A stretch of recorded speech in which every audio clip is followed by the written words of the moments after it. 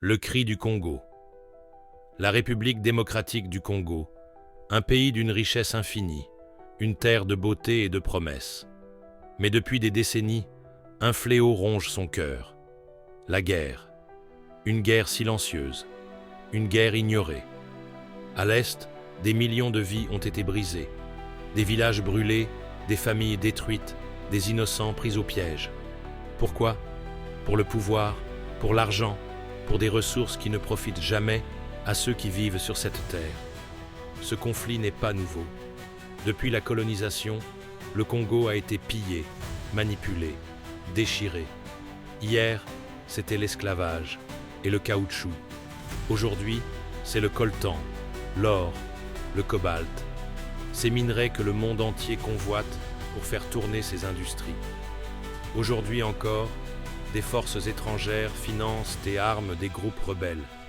Le Rwanda, l'Ouganda, soutenus par des puissances silencieuses. Et pendant que les grandes nations détournent le regard, les Congolais, eux, souffrent.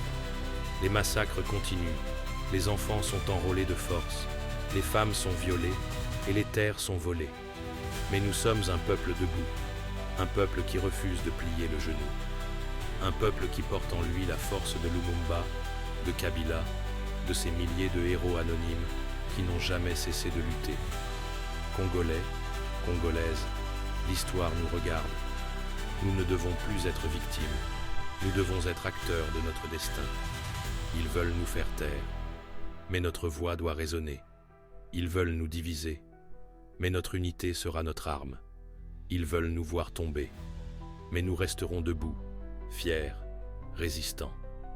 Partout dans le monde, que chaque Congolais se lève et parle, que l'Afrique sache que nous n'abandonnerons pas, que le monde entier entende notre cri. Le Congo vivra.